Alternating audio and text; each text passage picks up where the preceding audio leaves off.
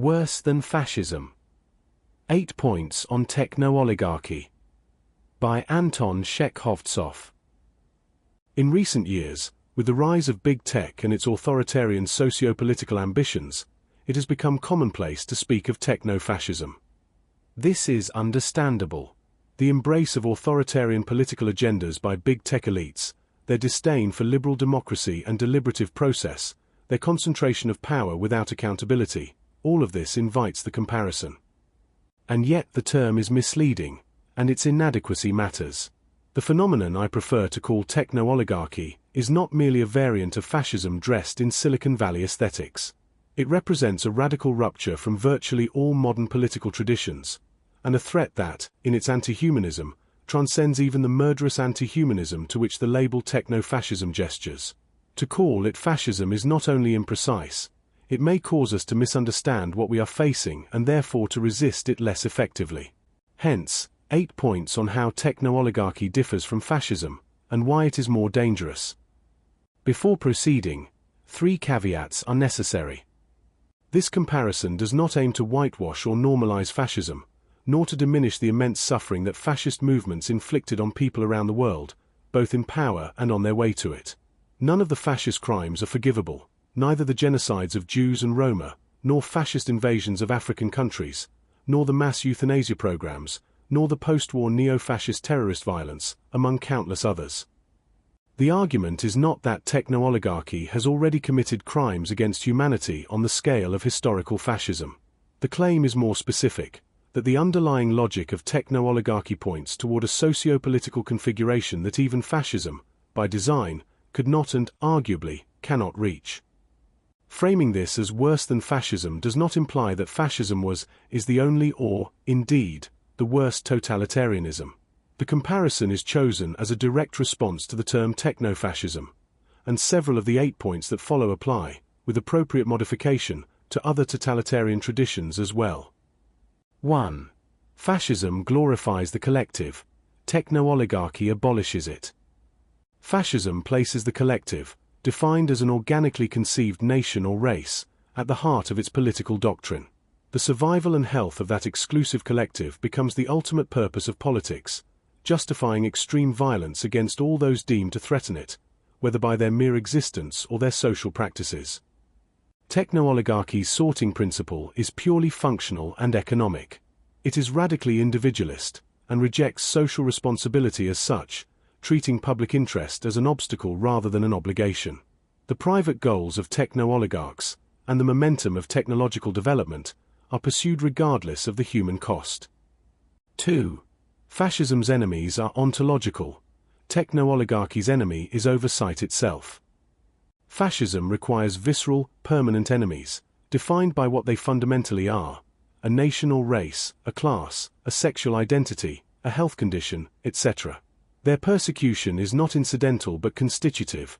Eliminating entire categories of people is inseparable from fascism's collectivist project. Techno-oligarchy's enemy is the very idea that political collectives have the right to oversee and constrain technological development.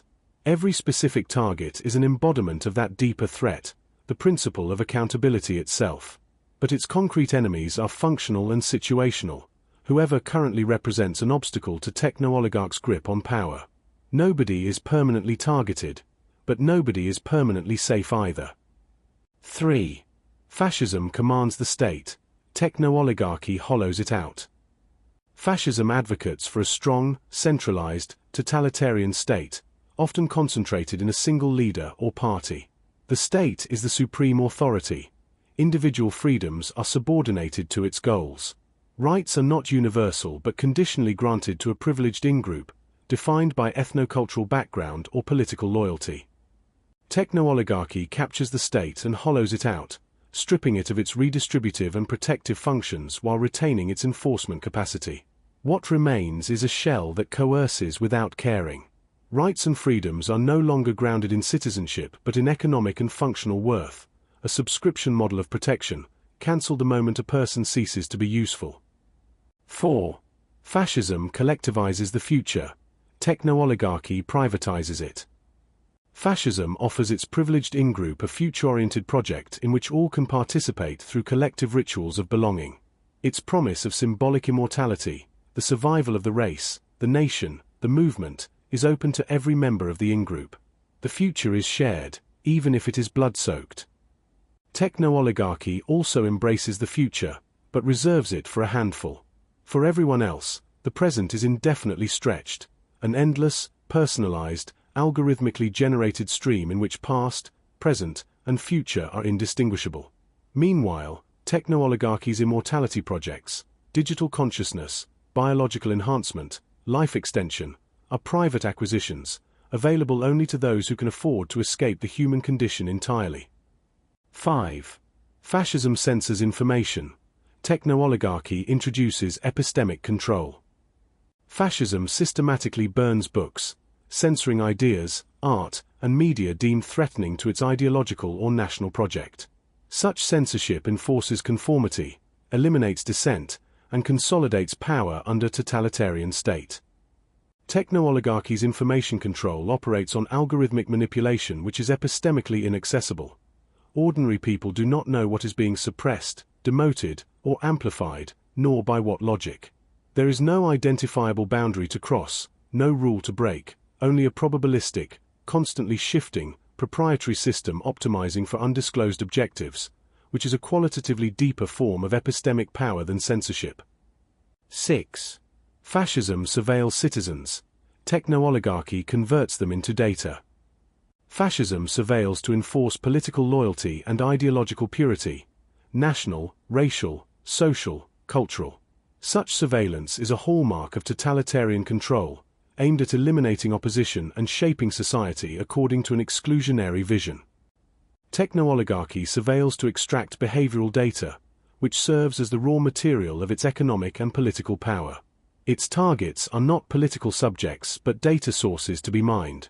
Human experience, attention, desire, movement, relationship, becomes a commodity to be predicted, monetized, and governed. Where fascist surveillance sought to eliminate dissent, techno-oligarchic surveillance seeks to preempt it, which is a deeper form of social control. 7. Fascism demands devotion. Techno-oligarchy demands engagement. Fascism constructs a culture that embodies its modernist political project, blending revolutionary aspirations with a mythic vision of national rebirth. This culture is deeply aestheticized, transforming politics into a form of political religion through spectacle, ritual, and symbolism. Techno-oligarchy feels no need to produce culture. The humanities, the arts, historical consciousness are seen as inefficient obstacles to clear thinking. In their place, science fiction slogans, ancient Rome cosplay, fantasy imagery, a collection of borrowed aesthetics in service of no vision whatsoever. Culture is dissolved into content optimized for engagement metrics, valued not for what it means but for how long it holds attention. 8. Fascism creates a new man. Techno-oligarchy renders humanity obsolete.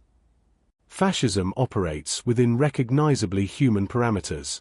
Its vision of a new man, purified, disciplined, collectively oriented, remains biologically and historically human. Fascism's telos is anthropocentric, even if its methods, genocide, eugenics, totalitarian control, are inhumanly murderous. Techno-oligarchy aims to supersede the human species, through AI that renders human intelligence obsolete, through biological enhancement available only to techno-oligarchic elites, through brain-computer interfaces, through the technological singularity as horizon. Techno-oligarchy is the first political formation in history whose implicit endpoint is the obsolescence of humanity itself. Resistance to techno-oligarchy is harder to build than resistance to fascism. Persecuted groups under fascism can develop solidarity because their enemy status is stable and shared. Techno-oligarchy's ever-shifting targeting prevents the formation of durable coalitions. Each group is isolated, often before others recognize what is happening to them. The most coherent basis for resistance is humanism, the insistence that humanity, in its diversity and collectivity, is not obsolete. Techno-oligarchy knows this, and works systematically to prevent it, amplifying division, deepening antagonism, and often deploying fascism's own methods to fragment any potential united front. The defense of humanity is not a metaphor. It is the political task of our time, and democracy remains the only framework in which that defense can be meaningfully mounted.